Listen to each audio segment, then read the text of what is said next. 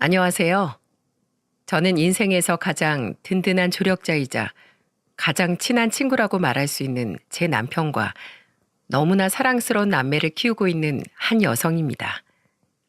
저는 누군가가 저에게 인생에서 가장 큰 행운이 뭐냐고 물어보면 단언코 제 남편을 만난 거라고 말할 수 있어요. 그만큼 제 남편은 제 인생에 있어서 절대로 없어서는 안 될 존재랍니다.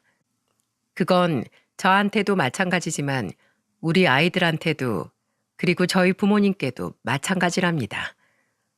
그만큼 남편의 존재는 우리 가족에게는 정말 큰 존재예요. 남편을 만나게 된 건 대학교에서였습니다. 저는 당시 신입으로 동아리에 들어가선 선배인 남편을 만날 수 있었어요.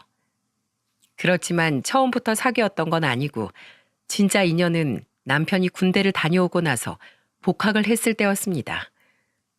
남편의 복학을 축하하기 위해 다 같이 가진 술자리에서 우리들은 서로 여성스러워지고 남성스러워진 서로의 모습에서 호감을 느꼈고 그때부터 시작된 인연은 어느새 캠퍼스 커플로 연애를 하게 되었죠. 대학교에선 거의 1년을 연애를 했고 사회에 나가서는 4년을 연애했어요. 사실 저희는 서로에 대한 확신이 있었기 때문에 결혼을 빨리 하고 싶었거든요. 근데 남편에게 사정이 있어서 결혼을 빨리 하지 못하고 미루고 있었죠. 남편의 사정은 바로 시아버지가 암으로 투병 생활을 하고 계신다는 거였습니다.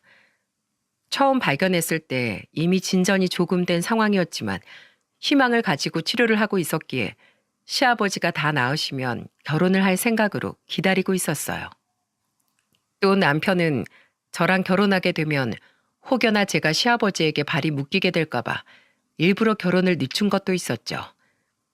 서로가 서로에게 배려를 하면서 그렇게 5년이란 시간을 연애를 하게 되었던 거였어요. 남편은 자기 때문에 결혼이 늦어진 게 항상 미안하다고 이야기를 했었어요. 미안해. 나 때문에 자기 좋은 시절 다 보내는 것 같아서 빨리 결혼하고 싶을 텐데 조금만 더 기다려줘. 아빠만 나으시면 우리 바로 결혼하자. 지금은 아빠한테 들어가는 돈도 많아서 경제적으로도 또 결혼 후에 당신이 겪어야 할 상황들도 만만치가 않을 거야. 그러니까 우리 조금만 힘내보자. 아니야, 난 괜찮아. 실은 나 지금도 우리가 결혼해서 내가 시아버지 병간호해도 상관없어. 근데 난 그걸 자기가 부담스러워하니까 기다리는 것뿐이야. 근데 나는 이렇게 자기랑 또 알콩달콩 연애하는 것도 좋으니까 전혀 미안해하지 마. 난 그냥 자기만 있으면 돼. 고마워, 은혜야. 대신 내가 너한테 평생 잘할게. 저희는 그렇게 서로에게 힘이 되어주며 결혼을 전제로 연애를 하고 있었죠. 그러던 어느 날 시아버지가 저희를 불렀어요. 아들, 지금 이 애비 때문에 결혼식 못 올리고 있지? 이 못난 애비가 아프기만 해서 우리 아들 앞길을 다 막는 것 같네. 너희 결혼까지 늦추고 말이야. 근데 앞으로 나도 내가 언제까지 버틸 수 있을지 모르겠다. 그래서 말인데 너희 둘 다 결혼 생각까지 하고 있는 게 맞다면 이제는 결혼해라. 그래야 나도 너네 결혼식 볼 수 있을 것 같다. 나 낳을 때까지 기다렸다간 나 혼주석에도 못 앉아보고 영영 떠날지도 몰라. 그러니까 둘 다 이제 서둘러서 결혼 준비해. 아빠, 진짜 그래도 되겠어요? 우리는 괜찮아요. 이미 다 얘기했어요. 내끼, 당연히 우리 은혜는 괜찮다고 하겠지. 얼마나 마음이 깊은 애냐. 근데 그건 너무 우리만 생각하는 거야. 이건 다 은혜가 우릴 배려해서 그러는 거라고. 그러니까 너 늦추지 말고 결혼해라. 은혜야, 나 낳을 때까지 기다려주는 네 마음 내가 참 고맙게 생각한다. 근데 너희 둘 다 이제 나이도 먹어가는데 결혼해야 하지 않겠어? 네가 우리 집에 식구로 들어와도 내 간병시킬 일은 절대로 없으니까 그게 걱정이라면 안 해도 된다. 그러니까 마음 편히 시집 와. 아버님, 저 그런 거 아니에요. 아버님 간병이야 제가 얼마든지 할 수 있죠. 근데 저희는 둘 다 아버님 다 나으시면 그때 더 기분 좋게 결혼하고 싶어서 그런 거예요. 아니다. 그러지 마. 난 지금이 최선이다. 내일보다 오늘이 나한텐 최선이야. 그러니까 더 늦어지기 전에 너희 둘 다 쉬고 올리자. 이 애비 죽기 전에 너네 결혼하는 건 보고 싶어. 시아버지는 자신의 상태를 직감하셨는지 저희에게 결혼을 서두르라고 하셨어요. 그때는 이미 시아버지도 암이 말기 상태로 접어들면서 몸이 점점 안 좋아지던 때여서 저희도 그 마음이 충분히 이해가 가더라고요. 그래서 저희 둘 다 시아버지 뜻대로 결혼식을 서둘러 올리는 것으로 동의를 했지만 저희 부모님 동의가 또 필요했어요. 근데 워낙에 연애 시절부터 제 남편을 마음에 들어했던 저희 부모님 두 분 다 흔쾌히 허락을 해주셨답니다. 그래서 저희는 시아버지를 생각해서 최대한 빨리 결혼식을 준비했고 그 결과 한 달 만에 결혼식을 올릴 수 있었어요.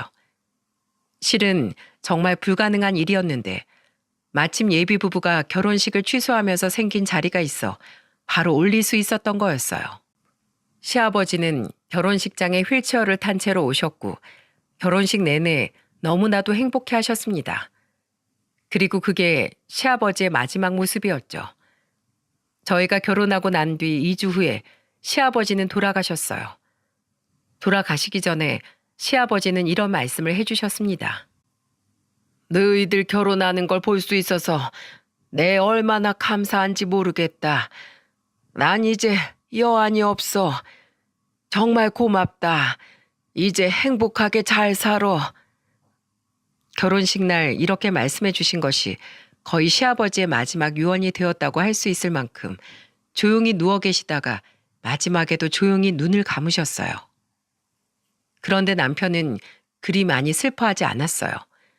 왜냐하면 그동안에 시아버지가 편찮으기 시작하면서부터 결혼식 날까지 정말 많이 울었거든요.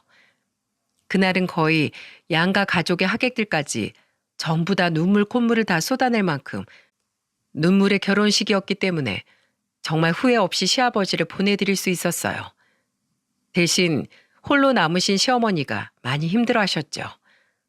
그걸 알았기에 저희 부모님도 시아버지 장례식에 오셔서는 그 슬픔을 함께하며 위로해 주셨어요. 그리고 더 의외였던 건 저희 부모님 두 분 다 장례 내내 함께 해주시면서 빈소를 지켜주셨다는 거였죠.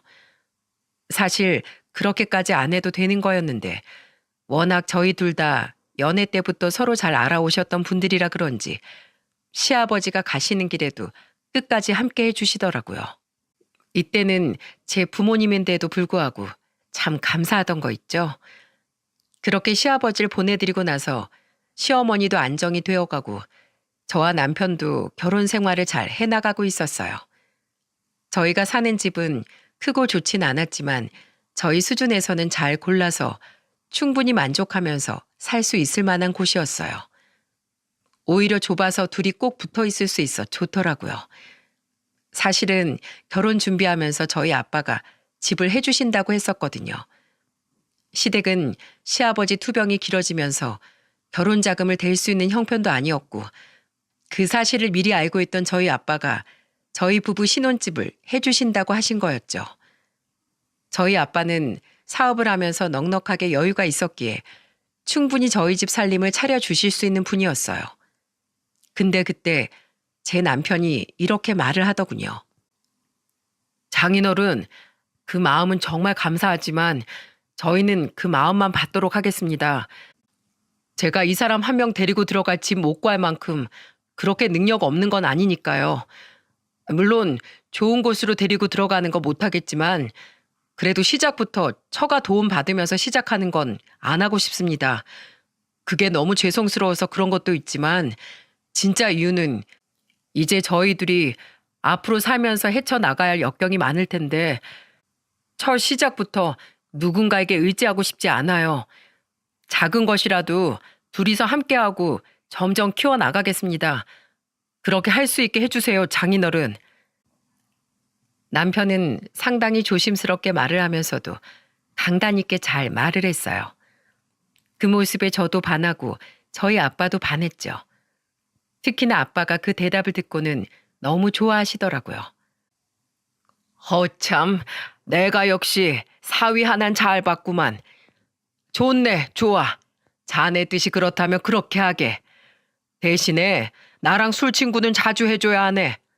그리고 살면서 영 누군가의 도움을 안 받고 사는 것도 쉽지 않은 일이야. 그러니까 정말로 내 도움이 필요한 순간엔 날 찾아오도록 하게. 알았나? 그러라고 부모가 있는 거니까. 네, 장인어른 이해해 주셔서 감사합니다. 그리고 술 친구라면 언제든 불러주세요. 자다가도 벌떡 일어나서 찾아가겠습니다. 그래, 그래. 우리 사위 아주 마음에 들어. 남편은 이렇게나 든든한 사람이었어요. 근데 실은 처음부터 제가 이 말에 동의한 건 아니었어요. 저희 아빠가 집을 해준다고 했을 때 저한테 먼저 말을 하셨었는데 그때 제가 남편에게 가서 그 말을 전하는데 남편이 딱 잘라서 이렇게 말을 하더군요. 우리 그 집 받지 말자. 나 스스로 당신이랑 살 집 구하고 싶어. 실은 집도 미리 봐둔 곳이 있어서 안 그래도 당신한테 같이 가보자고 할 생각이었거든. 비록 20평짜리 작은 빌라이긴 하지만 그래도 우리 거기에서 시작하면서 점점 평수도 늘리고 아파트로 이사도 가보고 하자. 그리고 당신은 나중엔 정원 딸린 주택에서 살고 싶다고 했지? 우리 하나씩 해서 그것까지 해보자. 아이 참, 뭐하러 그런 고생을 사서 해. 아빠가 집 해주신다는데. 그리고 20평짜리 빌라면 너무 작은 거 아니야? 나 더 좋은 집에서 살고 싶은데. 왜 그런 소리를 해? 20평짜리가 뭐 어때서? 거실이 있고 방 2개면 우리 둘이서 살기엔 충분하지. 그러니까 그런 소리 마. 당신 나 못 믿어? 나 어떻게든 당신 책임지면서 살 거야. 그러니까 나만 믿고 따라와줘. 내 목표는 차근차근 우리 힘으로 당신이 살고 싶다는 정원 딸린 집까지 가는 거야. 그리고 그 집에서 당신이랑 앞으로 태어날 우리 자녀들이랑 끝까지 행복하게 사는 게 내 꿈이자 큰 목표야. 그러니까 우리 그거 둘이서 잘 이뤄나가 보자. 내가 잘할게. 이 사람이 이렇게 말을 하는데 틀린 소리가 하나도 없어 찍소리도 못 하겠더라고요. 근데 이 말을 듣는데 남편을 너무 잘 알고 있는 저였던지라 허황된 소리가 아니라는 게 다 알아져서 정말 든든함을 느낄 수 있었어요. 덕분에 남편 하나 믿고 결혼식까지 올릴 수 있었죠. 그리고 그 뒤로는 저도 이 사람 못지않게 정말 좋은 아내, 좋은 며느리가 되고 싶어서 열심히 노력을 했답니다. 그래서 일부러 시어머니와 붙어 다니면서 정말 많은 걸 배웠어요. 특히나 저희 시어머니가 음식 솜씨가 상당히 좋으신 편이라 제가 진짜 많이 배울 수 있었죠. 어머님, 저 미역국 끓이는 법 좀 알려주실 수 있으세요? 제가 얼마 전에 남편 생일이라고 미역국을 끓여줬는데 진짜 너무 맛이 없던 거 있죠? 어머님 레시피면 무조건 성공할 것 같은데 저 좀 가르쳐 주세요. 네? 아이고 기특해라. 너도 사는 게 바쁘면서 남편 생일 미역국까지 챙겨줬어? 알았어. 우리 며느리가 가르쳐 달라는데 알려줘야지. 시어머니는 저를 많이 아껴주시고 예뻐해 주셨기 때문에 제가 무얼 하든 다 기특하다고 말씀해 주시면서 성심성의껏 알려주셨어요. 처음엔 시어머니 손맛을 따라가는 게 정말 쉽지 않았는데 제가 귀찮을 정도로 시댁으로 찾아가 음식을 배우는 덕에 나중엔 얼추 비슷하게 만들어 나갈 수 있겠더라고요. 그 모습을 보면서도 남편은 많이 고마워해 주었답니다. 그렇게 결혼 생활을 즐겁게 잘 하고 있던 중에 한 가지 문제가 생기게 되었어요. 그건 바로 저희 아빠 건강의 적신호였죠. 저희 친정아빠는 평소에 술과 담배를 무척이나 좋아하시던 분이었어요. 늘 저희 아빠는 약주를 챙겨 드시고 때에 따라선 술, 담배를 서슴없이 피시는 분이라 늘 저희 가족들 모두가 아빠 건강을 염려하면서 주시를 하고 있었어요. 근데 워낙에 타고난 체력이 좋으신 분인데다가 아빠는 운동까지 꾸준히 하셨기에 건강엔 항상 문제가 없었어요. 하지만 가는 세월에 장사 없다고 나이가 든 아빠는 몸이 예전 같지 않으셨어요.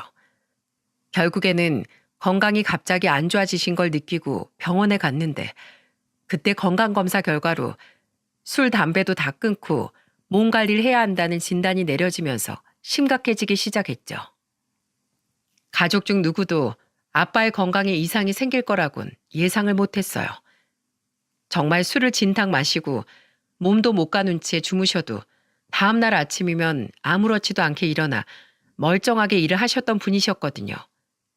근데 그런 분에게 문제가 생기면서 아빠는 일까지 뒤로 미룬 채 몸을 챙겨야 되는 상황이 오게 된 거였죠.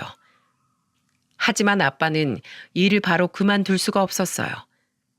왜냐하면 아빠는 작은 사업체를 하나 운영하고 계셨는데 아빠가 대표였기 때문에 그 회사를 그만둘 수가 없었거든요.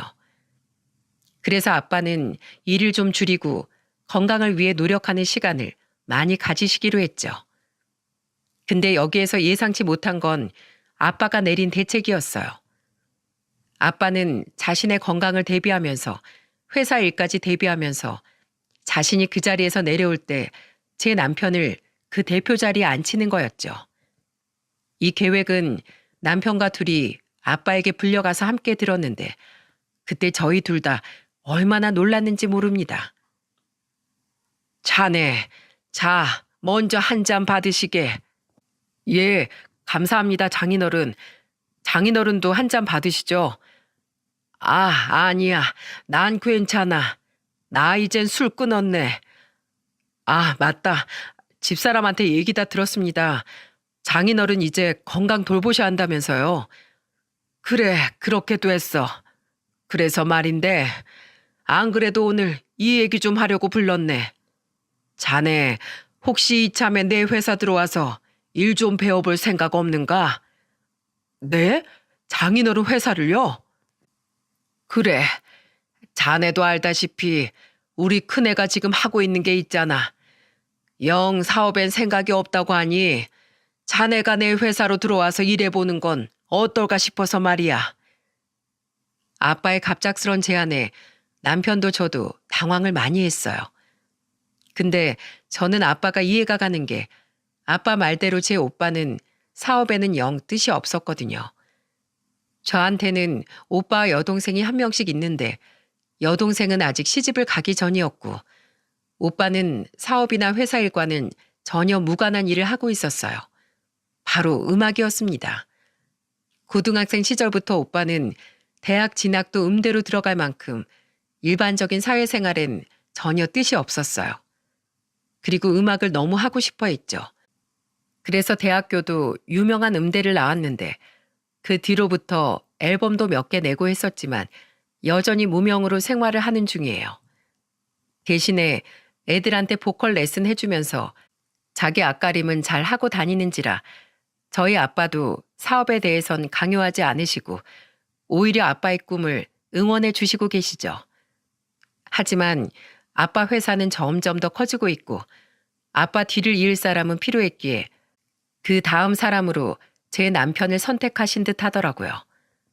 남편은 좀 망설이는 듯 했어요. 그 당시 아빠는 운영하던 공장 외에도 다른 공장을 하나 더 세웠었어요. 그러면서 대기업에 물건을 납품하는 일을 했었는데 그 일을 남편에게 제안을 한 거였죠. 그때가 남편이 한 회사를 오래 다니면서 거의 10년이 넘어가는 시기였던지라 남편은 이미 자리도 잘 잡은 상황에서 한 번도 해보지 않은 일에 대한 제안이 좀 갑작스러웠던 것 같아요. 그래도 남편은 거절은 하지 않고 생각을 해본다고 하면서 고민하는 시간을 좀 가졌었습니다. 그러던 와중에 저희 첫째가 초등학교에 입학을 하던 때였어요. 남편과 저 둘 다 첫째 딸아이의 입학식에 참석하기 위해 학교를 갔는데 교문 앞에서 예상치도 못한 분들을 마주치고 말았죠. 그건 바로 저희 부모님이었답니다.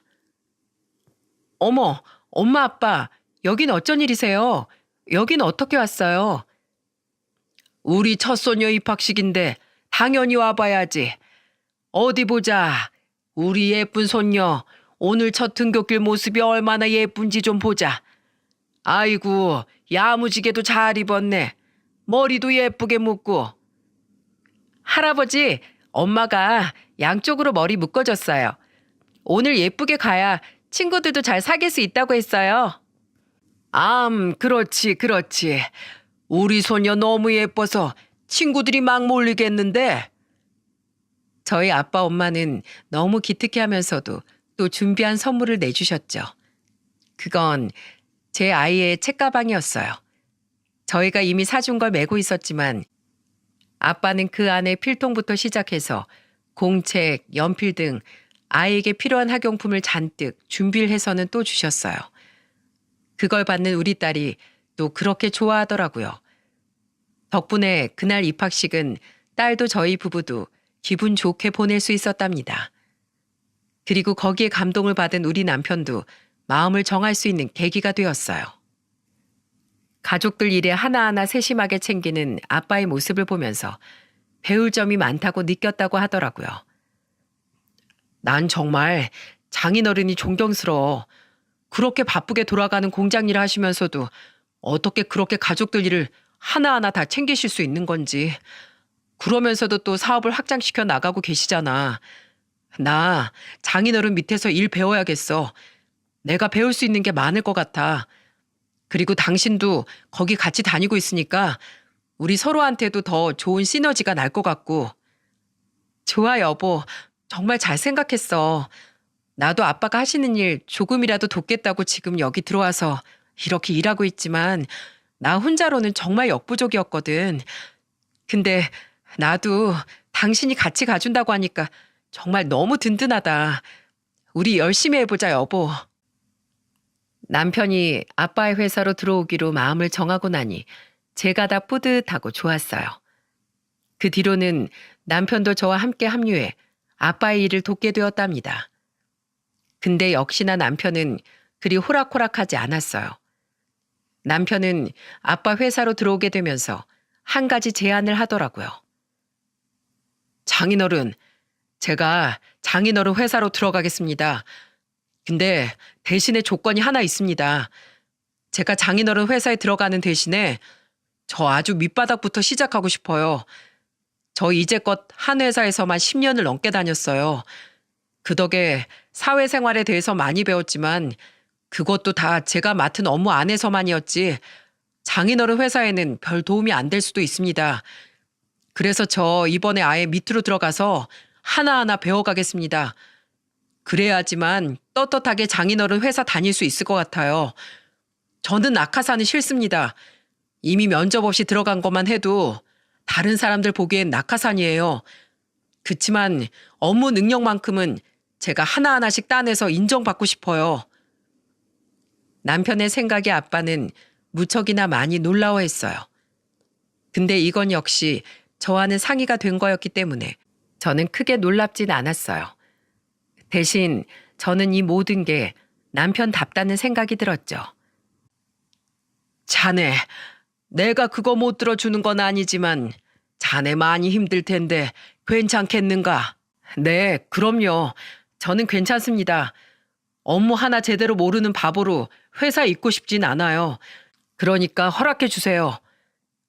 남편의 간곡한 부탁과 함께 이 생각을 꺾을 수 없다는 걸 안 아빠는 그대로 허락을 해주셨습니다. 그리고 아빠는 속으로 내심 많이 뿌듯해 하셨답니다. 아빠는 본사가 아닌 이번에 사업을 확장하면서 충청도 아산에 생긴 공장으로 발령을 내셨어요. 그리고 자신의 아빠의 사이라는 것도 전부 다 비밀로 하고 일을 하기로 했죠. 누구라도 대표의 사이라고 하면 부담스러워하고 눈치 보며 대할 것이 뻔했기 때문에 이 부분도 아빠에게 간곡하게 남편이 부탁을 했어요. 그렇게 바로 옮겨서 시작한 남편의 아산 공장 생활은 잘 흘러가고 있었습니다. 근데 서울에서 아산까지 왔다 갔다 하는 일이 쉽지 않았나 보더라고요. 거리도 있었을 뿐더러 출퇴근길이 워낙에 많이 막히는지라 아침이나 저녁에 소요되는 시간이 너무 많았어요. 그래서 저희들은 큰 결심을 하고 주말 부부로 지내기로 했죠. 저는 서울 본사에서 일을 하고 있었기에 아산으로 내려갈 수 없어 남편 혼자서 그곳에 오피스텔 하나 구해 일을 하기로 했어요. 다른 사람들은 주말 부부라고 하면 걱정을 많이 하지만 저와 남편은 서로를 믿고 있었고 남편의 사정 역시 하루라도 빨리 그 공장에서 적응해 일을 배워야 했기에 저희 둘은 그렇게 결정을 내릴 수밖에 없었죠. 남편은 주말 부부가 되고 아산으로 내려가자마자 정말 열심히 일에 몰두했어요. 한 번은 아빠한테 전화가 왔었더라고요. 그리고 저는 그 전화 통화로 인해 제 남편이 더더욱 자랑스러워지던 거 있죠. 야야, 네 남편 진짜 대단하다, 대단해. 말도 마라. 거기 아산 과장이 그러는데 네 남편 아주 열심히 대단하다더라. 하루에 13시간씩 일하고 한다던데. 아, 나이 들어가지고 막내로 들어와서 일을 얼마나 하려나 싶었는데 아주 그렇게 열심일 수가 없대. 혀를 차더라, 혀를. 아빠, 난 우리 남편 그런 줄 알았는데 우리 남편이 원래 뭐 하나 하기로 작정하면 끝을 보는 성격이라 아마도 엄청나게 열심히 하고 있을 거야. 그러니까 아산까지 내려가 혼자 지내고 있지. 아빠는 진짜 고급 인력에 인재 하나 뽑은 거예요. 그러니까 우리 남편 월급 좀 팍팍 줘요. 230이 뭐야. 아, 그럼 우리 제일 밑에 직원들이 월급이 다 그만한 걸 어쩌냐. 그리고 나도 애초에 월급은 더 준다고 해봤는데 네 남편이 그러지 말라더라. 하여간에 못 말려. 그래도 내가 우리 사이 때문에 아주 든든하다, 든든해. 아빠는 수시로 남편이 일을 잘하고 있는지 은근히 지켜보고 있었는데 틈날 것 없이 너무 잘하고 있으니까 내심 많이 뿌듯하신 듯 했어요. 그렇게 한 넉 달 정도가 지나게 되었습니다. 남편은 다행히도 공장에 적응을 잘해서 웬만큼 자리를 잡은 듯 했어요. 넉 달 정도면 아직 신입인데도 남편은 정말 열심히 했기 때문에 그 공장에서도 인정을 받고 자리도 잘 잡을 수 있었죠. 그런 상황에서 저희 결혼 기념일이 다가오게 되었어요. 당시는 무려 10주년이었기 때문에 그냥 평범하게 넘어가기가 싫더라고요. 근데 남편은 워낙에 바쁘게 지냈기에 혹시라도 기념일을 기억하지 못하고 있을까봐 제가 남편을 찾아가기로 마음을 먹었답니다. 남편은 원래 기념일을 잘 챙기는 성격은 안 돼서 제가 매번 힌트를 주고 아예 대놓고 알려줘야 하는 사람이었어서 이번에도 그럴 거라고 예상을 했었거든요. 그래서 날짜에 맞춰서 애들은 다 친정에다가 맡기고 저 혼자서 남편이 있는 충청도 아산으로 내려갔죠. 아산에 가서는 예쁜 꽃다발과 케이크를 사고 제가 미리 준비한 기념일 선물까지 가지고는 들뜬 마음으로 남편이 있는 공장으로 갔습니다.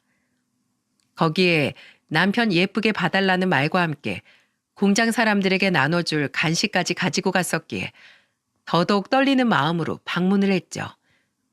도착을 해서는 설레는 마음으로 공장 안에 들어서는 순간 저는 예상치 못했던 상황으로 인해 깜짝 놀라야만 했습니다.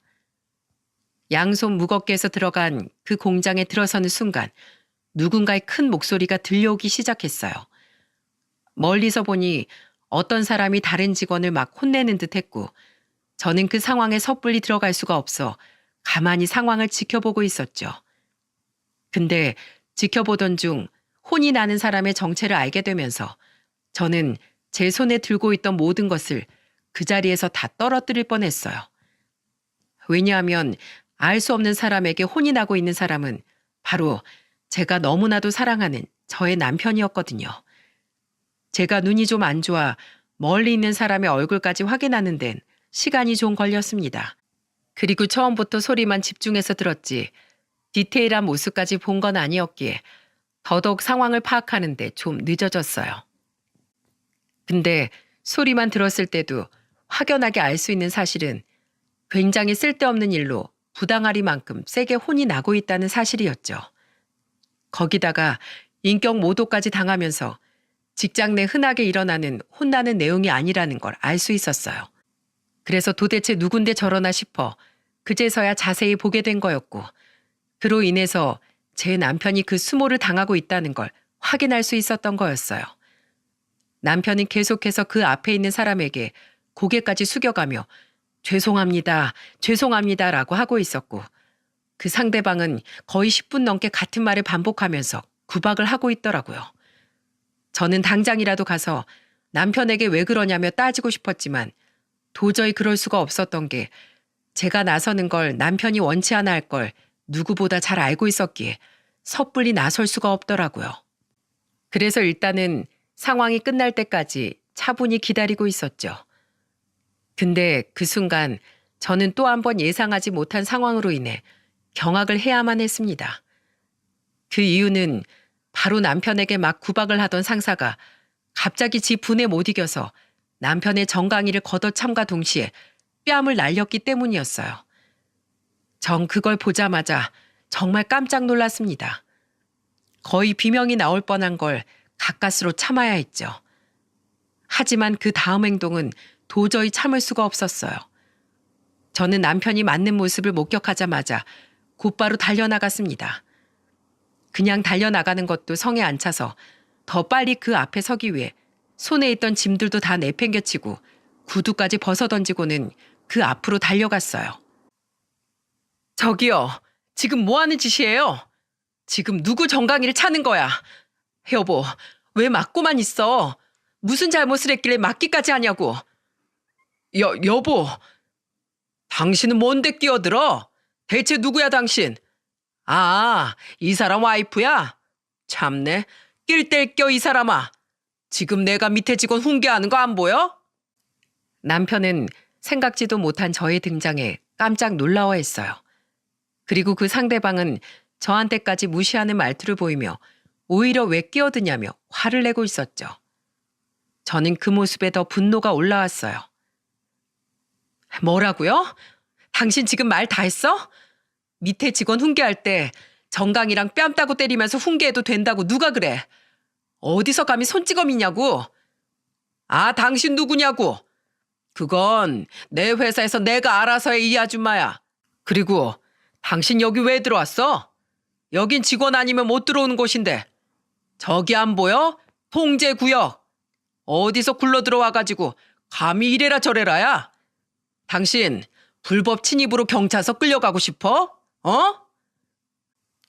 이 사람은 저한테까지 화를 내면서 급기야는 제 어깨를 툭툭 밀치면서까지 말을 했어요. 그 모습을 보더니 그제야 남편이 제대로 나서기 시작했습니다. 저기요 대리님, 아무리 그래도 몸 터치는 하지 마시죠? 이 사람 제 와이프입니다. 아까 여보 소리 하는 거 못 들었어요? 들었지. 근데 뭐? 네 와이프인데 뭐? 여긴 대통령이어도 허가 없이 못 들어오는 곳이야. 그리고 감히 날 말려? 야, 너 진짜 돌았어? 그래도 여자를 밀치면서 말하는 건 아니잖아요.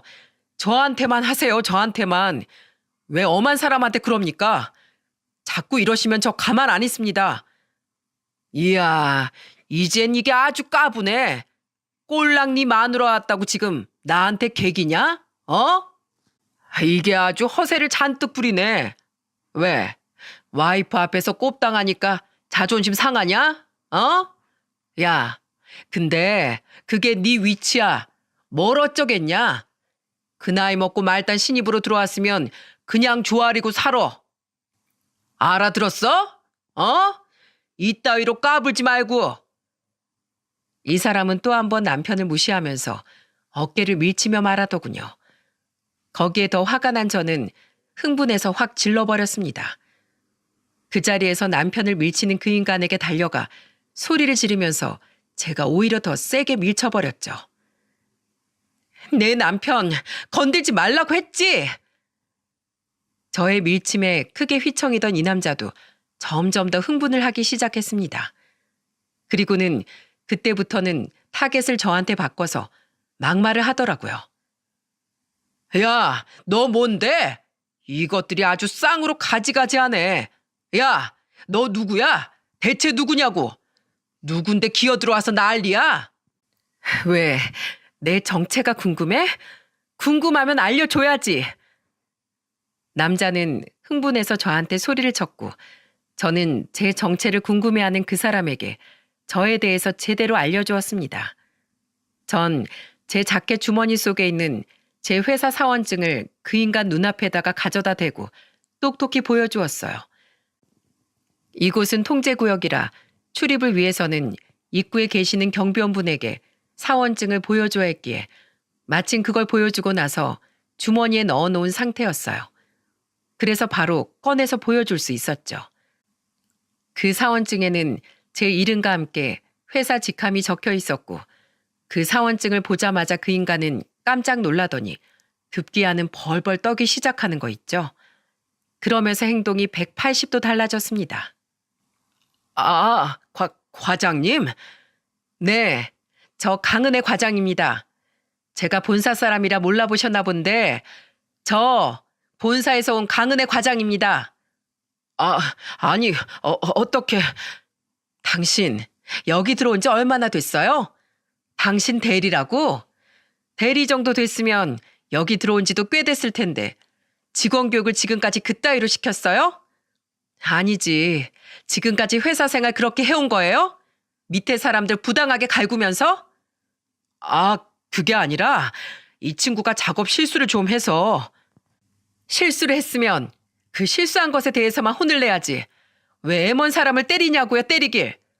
그리고 내가 여기 들어오면서 다 들었는데 당신 내 남편한테 인격 모독까지 했잖아. 그게 어디 작업 실수 때문에 혼낸 거야? 아니잖아. 꼴 보아하니까 한두 번도 아닌 것 같은데. 죄송합니다. 제가 진짜 평소에는 안 그러는데 진짜 이번만 그런 겁니다. 과장님. 믿기지도 않는 말을 하는 이 인간을 보면서 저는 여전히 분이 안 풀려서 이 인간에게 최후의 한 방을 날렸습니다. 그리고 역시나 그 인간은 저의 최후의 말을 듣자마자 거의 까무러치다시피 했어요. 그리고 당신, 이 사람, 당신이 그렇게 함부로 대할 수 있는 사람이 아니야. 알아? 내 남편이 누군지 알아? 내 남편, 이 회사 대표 사위야. 무려 대표 사위라고.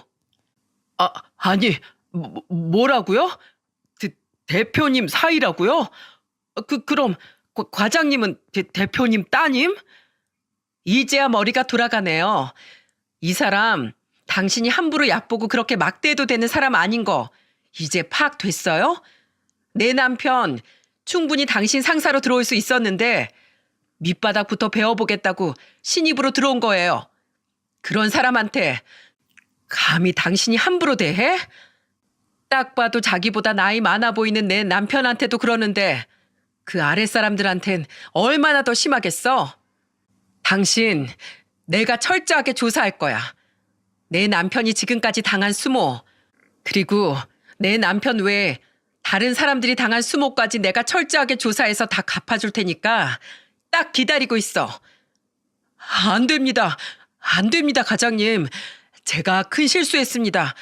제가 원래는 진짜로 안 그러는데 제가 오늘은 좀 예민한 날이라서 그래서 그랬어요, 과장님. 저 한 번만 봐주십시오. 예민하다고 사람을 쳐? 그게 말이 돼요? 당신, 내가 대표님한테 그대로 보고할 거야. 각오 단단히 하고 잘릴 대기하고 있어. 안 돼요, 과장님. 제발요. 저 처자식이 2명이나 있습니다. 아직 초등학교도 다 못 갔어요. 제가 저희 집 가장입니다. 그러니 한 번만 봐주세요. 집에 있는 제 와이프랑 처자식을 생각해서라도 좀 봐주세요. 네? 저는 막 흥분을 하면서 말을 했어요. 그리고 정말로 이 사람을 가만두지 않을 생각이었죠. 그래서 이 사람이 저한테 아무리 빌고 빌어도 꿈쩍도 하지 않았어요. 근데 여기에서 남편이 나서더라고요. 여보, 그 정도면 됐어. 그만해. 내가 작업 실수한 건 맞아. 내가 일하는 게 답답하셨을 거야. 그리고 정말 다른 사람들한테는 안 그러니까 그런 걱정은 안 해도 돼. 나도 잘한 거 없으니까 당신도 이쯤에서 그만하고 화 풀자. 아니, 그럼 다른 사람들한테는 안 그러는 걸 왜 당신한테 그러는 건데? 당신보다 나이도 어려 보이는데 반말까지 찍찍해대고. 당신은 왜 이런 것까지 다 참고 있어? 나도 잘한 거 없으니까 그냥 무턱대고 그러는 게 아니고 내가 실수해서 그런 거니까. 대리님도 이쯤 하고 얼른 들어가 보세요. 여기 더 있어봤자 좋은 꼴 못 볼 것 같으니까. 예, 형님. 들어가 있겠습니다. 아무쪼록 형수님, 아니, 과장님껜 말씀 좀 잘 부탁드리겠습니다. 이 대리라는 사람은 그전까진 제 남편에게 야, 너 거리면서 반말을 해댔으면서 남편의 정체를 알고 나자마자 형님 하면서 완전히 군기가 바짝 들어선 주랭랑을 쳐버렸습니다. 만약 제3자가 이 상황을 지켜보고 있었더라면 배꼽이 빠지도록 웃었을 거예요. 그만큼 우스웠거든요. 여보, 지금까지 이렇게 일했던 거야? 왜 나한테 그동안 말을 안 했어? 그리고 이렇게까지 당할 건 아니었잖아. 아유, 회사 생활이 다 그렇지 뭐. 공장 일이라는 게 그렇더라고. 하나 실수하면 일이 다 어그러지다 보니까 작은 실수도 나오면 안 되더라. 그러니 다들 예민하게 굴 수밖에 없는 거지. 그런 곳에서 내가 실수를 했으니 혼나는 게 맞아. 물론 때린 건 잘못한 거지만 나도 뭐 잘한 거 없으니까 넘어가자. 그리고 부탁인데 장인어른께는 말씀드리지 말아줘. 그냥 우리 선에서 해결하고 끝내자. 이런 상황에서도 남편은 남의 탓을 하는 게 아니라 자신의 탓을 하는 걸 보면서 진짜 대단하다는 생각이 들었어요. 게다가 남편은 그 사람에게 처자식이 있는 것까지 다 생각을 해서 저한테 그런 부탁을 했던 것 같았어요. 역시나 남편이다라는 생각을 하게 되면서 또 한 번 남편에 대한 존경심이 생겨났죠. 그렇게 그 사건을 한 번 넘긴 뒤로 남편의 회사 생활은 이전과는 완전히 달라지게 되었어요. 저희에게 호되게 혼난 그 대리라는 사람이 공장에다가 남편이 대표의 사위라는 사실을 다 알렸기 때문에 그때부터는 다들 남편에게 엄청 잘해왔었거든요. 근데 남편은 그걸 상당히 난감해하고 부담스러워했어요. 왜냐하면 주변에서 남편에게 잘 보이기 위해 노력하고 아부성 멘트를 날리는 사람들이 많아졌거든요. 그래도 긍정적인 부분은 남편이 나이 들어 늦게 신입으로 들어왔다고 무시하던 사람들이 은근 있었는데 그 사람들의 태도까지 싹 바뀌게 되면서 비꼬고 꼽주는 것이 아니라 정중하고 깍듯하게 업무에 대해 알려주었기에 남편은 1년 반이라는 짧은 시간에 공장의 전반적인 업무에 대해 다 파악을 할 수 있었어요. 남편 또한 열심히 노력을 했기에 밤낮 없이 업무에 대해 파악하면서 배워가며 일을 한 결과 공장 구석구석까지 잘 아는 직원으로 성장할 수 있었죠. 덕분에 저희 아빠 입에서는 남편에 대한 칭찬이 마를 날이 없었어요. 근데 여기에서 하나 더 놀라운 일이 더 있었습니다. 남편은 공장 일을 열심히 배워 능력치를 쌓은 덕에 빠르게 본사로 발령을 받을 수 있었는데 그때 저희 아빠가 이런 말을 하던 거 있죠. 자네 공장 다니면서 초반에 괴롭힘 좀 당했었지? 네? 아니 장인어른 그 얘기를 어떻게... 아빠 알고 있었어요? 근데 왜 저희한테 말을 안 했어요? 아이 애비가 내 회사에 대해서 모르는 게 있던 적이 있었냐? 다 알고 있지. 그리고 원래 이런 얘기들은 더 소문이 빨리 퍼지는 법이야. 은혜 네가 아산에 내려갔을 때 대리 하나 잡았다면서 거기 직원이 그 모습을 봤나 보더라. 그걸 아산 과장한테 말을 했나 본데 그게 내 귀에까지 들어왔어. 그래서 너희들 몰래 그 직원 불러다가 얘기까지 했었다. 내가 따로 경고 좀 줬었어. 네? 아니 장인어른 그건 또 언제... 내 딸이 나한테 보고하겠다고 한 걸 자네가 말렸다면서. 잘했네. 사회생활이란 게 원래 다 그런 거지. 이런 꼴 저런 꼴 다 보면서도 살아내야 하는 게 사회생활 아니겠는가. 근데 그걸 알게 된 난 가만히 있을 수만은 없었네. 첫 번째는 내 사위의 권위를 위해서도 그렇고 둘째는 자네 다음에 피해자가 나오는 걸 막기 위해서 그랬네. 앞으로 자네가 여기 수장이 될 사람인데 그런 무시를 받아서야 되겠나. 그러니 내가 길을 좀 살려주느라 그랬네. 그리고 자네가 하나 실수한 게 있어. 그런 사람은 그래도 따끔하게 혼을 내줘야 하는 거야. 그래야 자네 다음에 들어서는 사람들이 그 과정을 또 안 겪는다고. 그래서 내 그 직원 불러다가 따끔하게 경고 줬네. 뭐 그래봤자 앞으로 잘하라는 얘기였지만 자네도 앞으로 나와 같은 위치에서 아래 직원들이 같은 상황들 겪을 수 있을 텐데 그때마다 지혜롭게 잘 처리해야 돼. 무조건 사람이 좋게 대한다고 해서 다 좋은 건 아니거든. 알겠나? 예, 장인어른. 잘 알겠습니다. 이렇게도 장인어른께 배우네요. 명심하겠습니다. 그리고 감사합니다. 그래, 그래. 그래도 아주 잘하고 있네. 아주 우리 사이가 있어서 내가 든든하다고. 그렇게 남편은 또 한 번 아빠한테 인정을 받을 수 있었답니다. 모든 것이 다 저한텐 고맙고 감사했어요. 제 남편은 아빠에게 인정을 받고 또 아빠는 제 남편에게 존경받는 직장 상사이자 장인어른이 되었기 때문에 이 둘을 지켜보는 게 너무 뿌듯하고 행복했어요. 그 뒤로 남편은 본사에서 일을 하면서 서울과 아산 공장을 담당하는 총 책임자 역할을 맡아서 하게 되었어요. 공장의 전반적인 시스템에 대해 다 파악이 되어 본사에서만 일을 하던 우리와는 또 다른 차원의 업무 능력을 보여주고 있어서 아빠가 매우 흡족해 하고 계시답니다. 그리고 본사에서도 인정을 받고 있는데 이게 다 남편의 좋은 인성과 성실함 때문이 아닐까 싶어요.